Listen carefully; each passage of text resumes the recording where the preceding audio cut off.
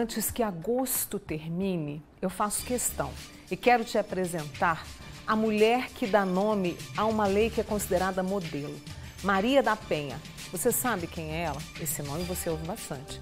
Essa é Maria da Penha, é uma sobrevivente e trava uma luta incansável contra a violência doméstica. Olha ela aí, com toda a sua experiência. Maria da Penha foi vítima de agressões por parte do marido, que por várias vezes tentou matá-la. A primeira vez com um tiro enquanto ela estava dormindo, o que a deixou paraplégica. E a segunda vez ao tentar eletrocutá-la durante o banho. Ela fundou o Instituto Maria da Penha, que oferece suporte jurídico, psicológico e educacional às vítimas. A história da Maria da Penha é marcada por coragem e perseverança para a conscientização sobre essa violência contra as mulheres. Eu fiz questão de trazer o rosto dela, porque talvez algumas pessoas não saibam. Então eu fiz questão de trazer antes que agosto termine. E a gente vai conversar agora sobre essa realidade na qual as mulheres são agredidas e mortas todos os dias no país. O mês foi de campanhas intensas, de muitas ações para combater essa violência. Mas só elas não bastam. A lei também, muitas vezes, não dá conta, apesar de ser modelo para todo mundo. Então, como é que fica a vida dessas mulheres? Aí eu convidei essa que é uma amiga querida, professora do curso de Direito da Universidade Federal de Uberlândia, a Neiva Flávia, que está aqui com a gente hoje. Obrigada, né?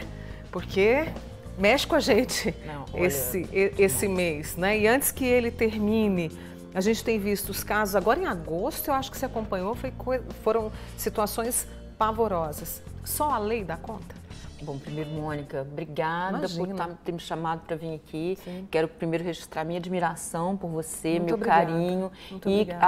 a importância do seu trabalho.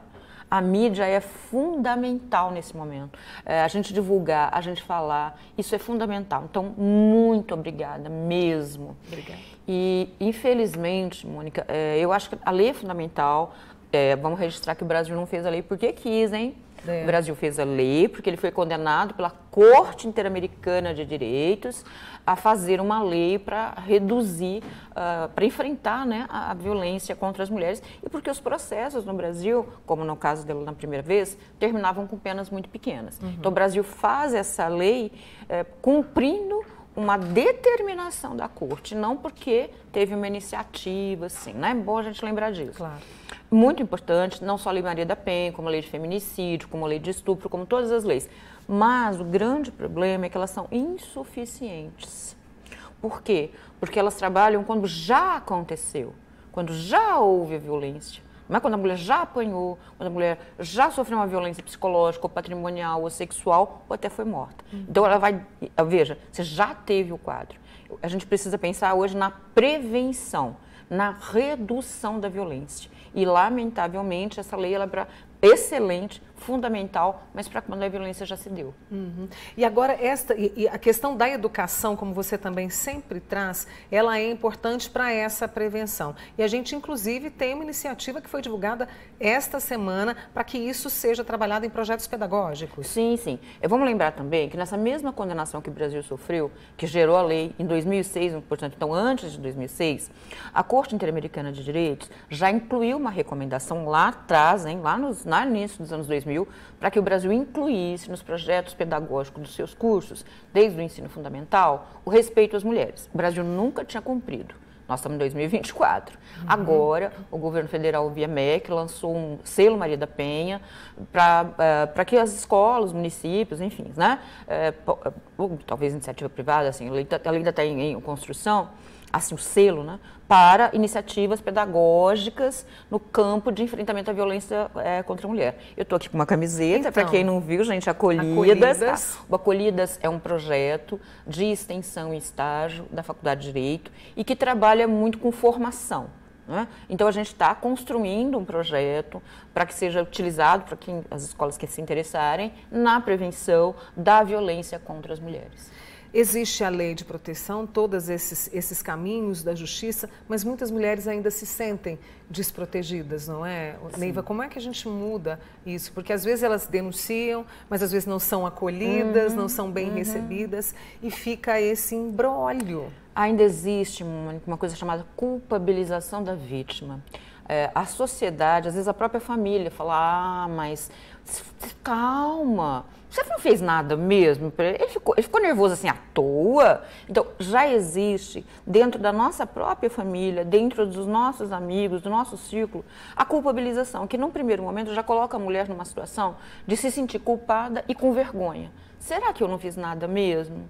Né? E de se sentir envergonhada por passar aquela situação que para ela é motivo de vergonha, né? Quando, na verdade, jamais. Quem deveria ter vergonha de ser como é o agressor.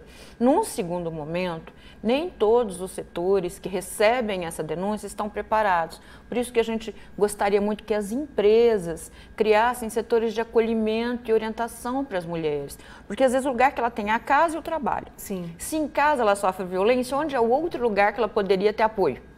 No trabalho.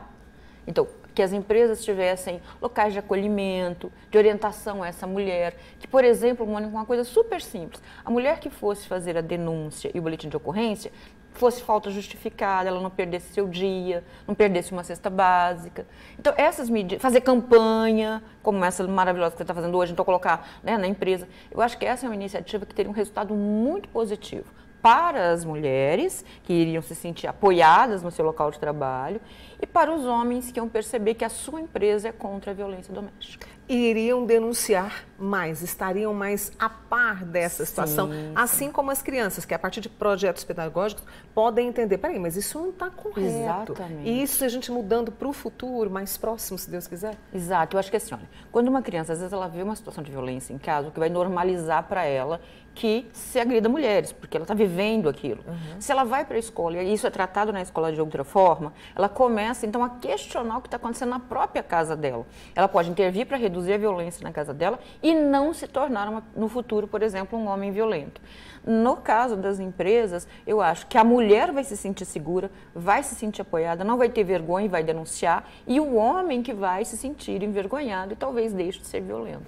A gente está mostrando essa questão da campanha, da orientação, das palestras e a capacitação de profissionais até para acabar com essa culpabilização da vítima, né? A culpa é sempre da vítima. Claro, capacitar claro. esses profissionais para recebê-las. Claro, eu acho que assim, a gente precisa formar. Por isso que eu te disse, o Acolhidas está pensando muito com professores e professoras, para que eles também estejam preparados para falar sobre esse tema, para acolher, às vezes uma criança que chega, conta uma situação que viu em casa, como um professor pode reagir a isso e cooperar com aquela família. Então, a gente precisa trabalhar na prevenção. Claro que as leis de punição são fantásticas, super importantes e precisam existir, mas a prevenção é fundamental. Prevenção para a gente mudar isso aí. Olha só, tem uma amiga nossa, eu não vou falar o nome dela, passei por isso. Minha mãe, eu acho que as amigas dela perguntavam assim, você não fez nada, não falou nada com ele? Como se ninguém acreditasse. Ela sofreu 11 anos e convive com medo.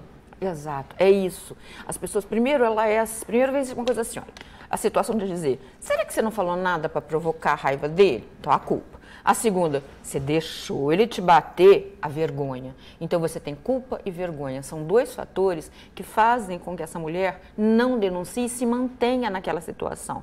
Além de, evidentemente, a dependência econômica do marido, né? Que também é difícil. O julgamento das pessoas se terminar o relacionamento.